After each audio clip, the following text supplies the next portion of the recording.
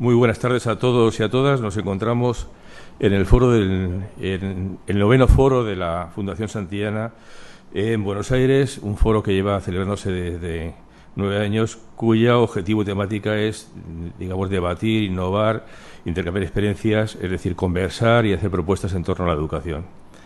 En el presente año, en esta edición del foro de la Fundación Santillana, tenemos expertos venidos de otros países, como es tradicional, y también, digamos, autoridades públicas y expertos de la República Argentina.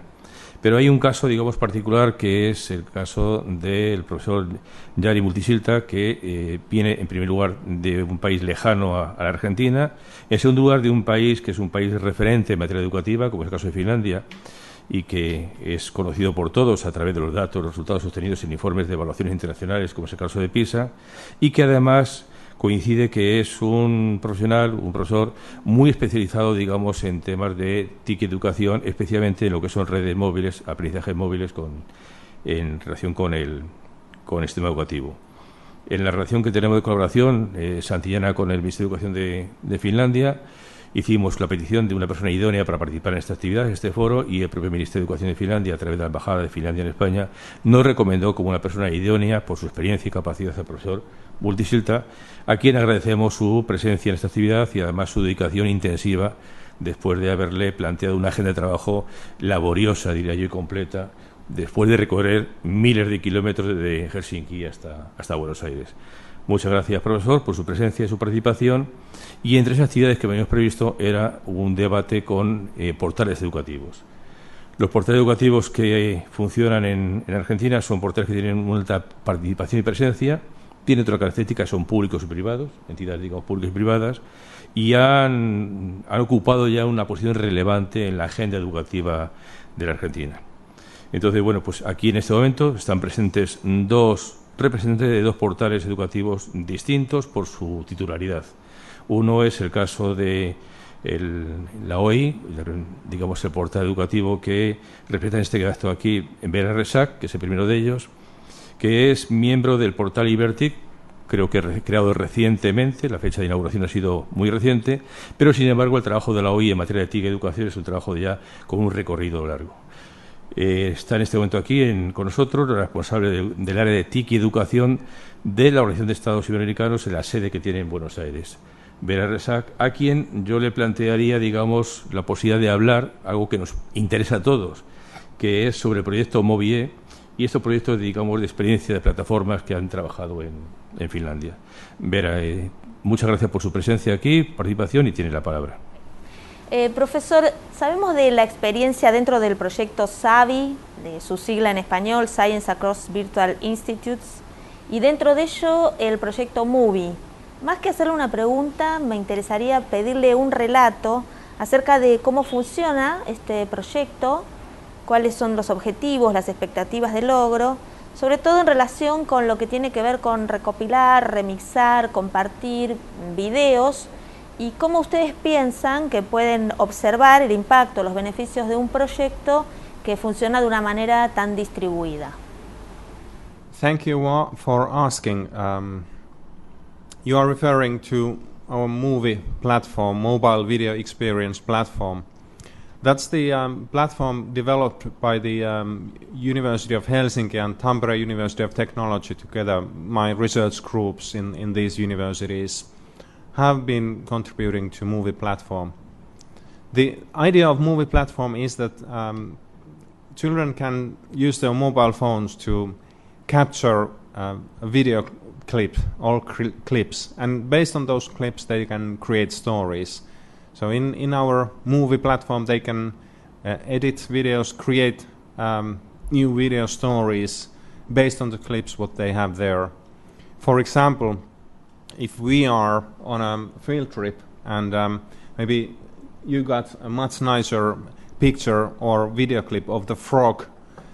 I saw the frog there too, but I didn't got that good video, so I could use your video in my story. We are sharing the same experience, so this I can feel that I was there and I've seen the same creature, so although it's not mine, I can use it. So this is very simple collaboration. Now in our movie projects, we have find out 2 classrooms in different countries who have a common project. It could be like how they recycle things in that country, in that classroom, and they create they can create video clips on recycling, and then they watch the project, the outcome of their work in local classroom, and they discuss probably what kind of issues there are related to recycling, and on the next phase they watch the video what the other school in the other country did, and they again discuss what are the similarities, what are the differences, and finally they can create another story based on video clips taken in both countries, where they can emphasize that this is similar than in Finland, this is different than in Finland, and this is what Finland and the other country do in the same way. So it somehow can be seen as a way to learn cultural awareness, but also increase their own voice for the learning, so that their own stories appear to the learning. Now the next phase, what we are doing with movie platform, is that we use it in scientific projects, and we use video inquiry method. So the idea in this is that children can take a video clip about the phenomenon that interests her. For example, in Finland it could be an ice melting, and she could take a video, and on the video she can add so-called annotations or bubbles, where she can write a question that why this ice is melting, why it's dropping water, and what happens if I put this fire or if I heat it up a little bit, this dropping of water is quicker. So what's this phenomenon? And this kind of video clip could start a series of activities, either in a classroom or outside classroom, so that they could start experimenting with ice and using heat to warm up the ice and measure time, how quickly the ice is melting, doing actually that kind of work that they would normally do in a classroom.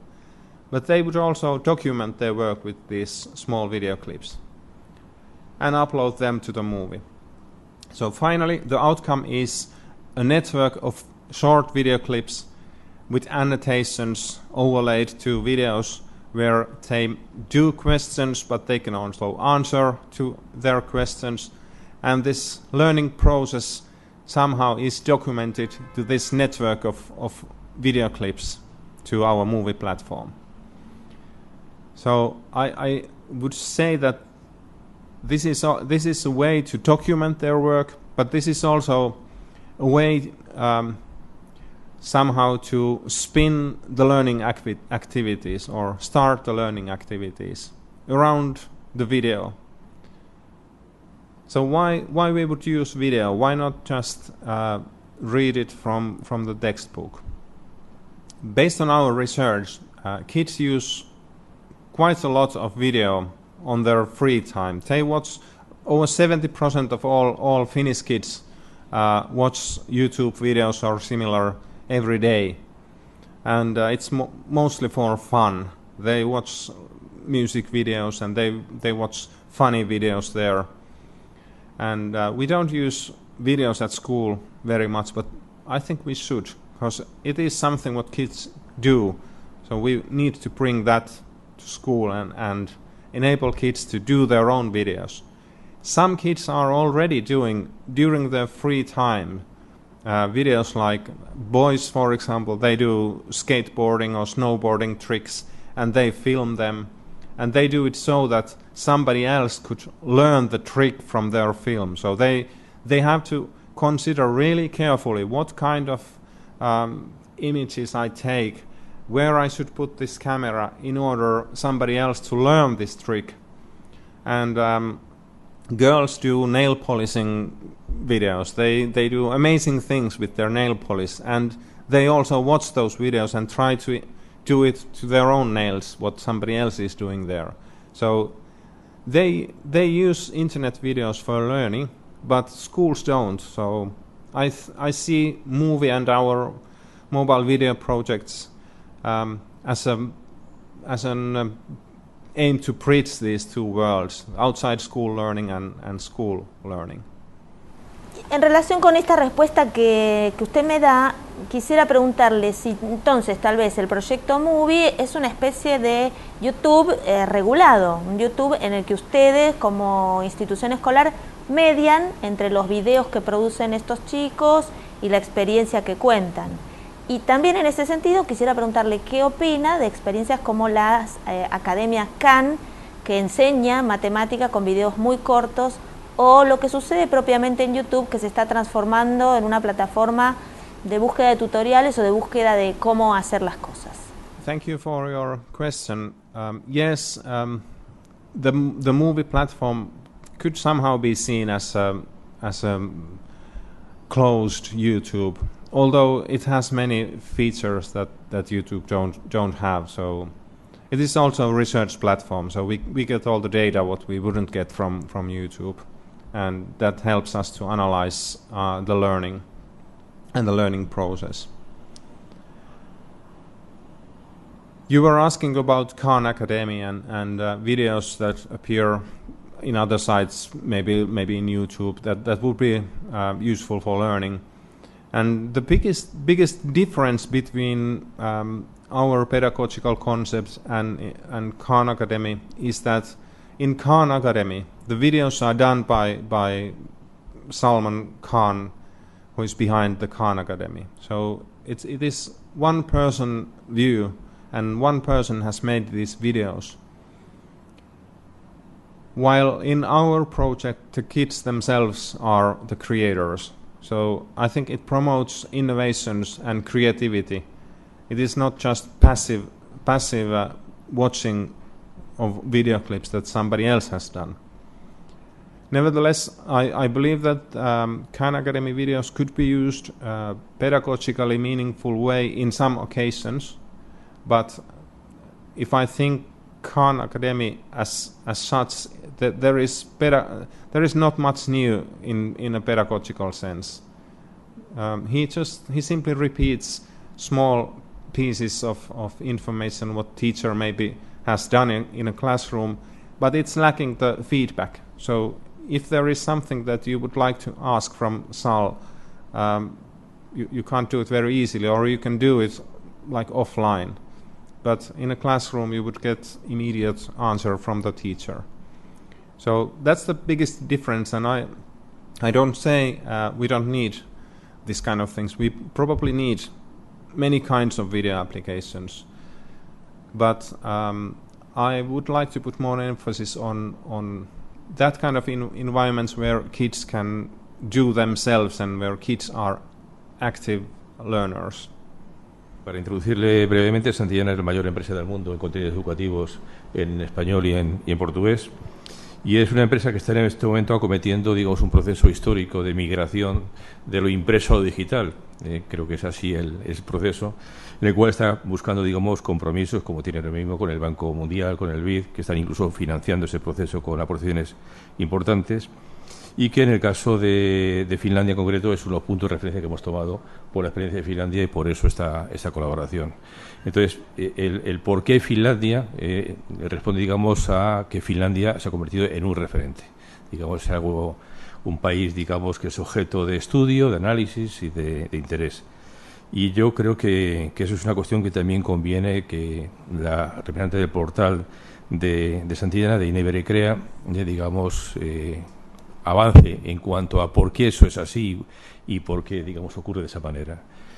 Tiene la palabra Nilda Palacios, que es la representante del portal de Santillana, de Ineberecrea. Profesor, hay un tema, una pregunta que dentro del equipo estuvimos discutiendo también, si no era demasiado obvio preguntar, pero igualmente la vamos a hacer, y la pregunta es, Conocemos el sistema finlandés como un sistema exitoso, que además de ser un sistema eficaz de enseñanza, ha propiciado que otros sistemas educativos copien esto o que intenten buscar y medir también con estándares la calidad educativa.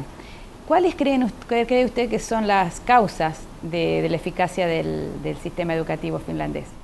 Thank you for asking this question. I think there are many reasons why Finland is doing so well in these international PISA evaluations. And probably there are not just one reason for that. But I would like to say that I think that the role of teacher education is significant here. So in Finland, we have very high quality teacher education. All teachers are required to have master's degree, and teacher profession is very valued in Finland. So teacher department educations get more applicants of new students every year that they can take in. So there is a competition to get the teacher's profession. We try to bring all the kids to the certain level and support their learning, and I think we have succeeded quite well. So we lack those who are not doing or who are doing very poorly. Maybe we also lack those who are the top stars, but we are doing pretty well in general levels with all kids of the learning. So that probably contributes to why we succeed so well in PISA tests. Conocemos que tanto en Finlandia como en Estonia se están llevando a cabo experiencias de enseñar programación a los alumnos dentro del sistema educativo. ¿Qué opina usted sobre esta forma o estos contenidos de enseñanza y cuáles son los resultados que se obtienen? In Finland, we really don't require that we should teach programming for kids, and I think we do that in some schools, but it is not obligatory. Estonians have a little bit different way how they do it. They just decided to do programming for all kids. I think that programming in general is one step ahead from logical thinking, and in that sense it could be part of kind of mathematical skill. It wouldn't hurt to learn a little bit of how computers work, and in that sense we could actually teach a little bit programming or logical thinking behind computers. But I think it is not necessarily required. We can successfully use computers even we don't have any information about programming. Although nowadays there are really nice environments where children can do graphical programming, not actually learning any programming language, but learning the ideas behind computer programs, and that kind of software is really nice to play with. But I'm not sure if we should require programming skills from old kids. Una preguntita más. Si usted tuviera que resumir en un tuit las 3 características que hacen del sistema educativo finlandés un sistema educativo tan exitoso, ¿qué diría su tuit? This is really difficult question. Teacher education would be for sure on the list, on top of that list. But I don't know. Maybe another thing is that we don't do testing during the school year. So we only have one national test after the high school. So matricular examination is the only actually national test that we really have. So that probably is the second one, and I think I've used all my 140 characters. Sí, muchísimas gracias. Muchísimas gracias a Nilda, muchas gracias a Vera y muchas gracias, profesor, por estas respuestas que incluso han llegado a una concisión bastante alta a pesar de la dificultad que suponía la pregunta. Muchas gracias una vez más y damos por concluida esta grabación. Muchas gracias.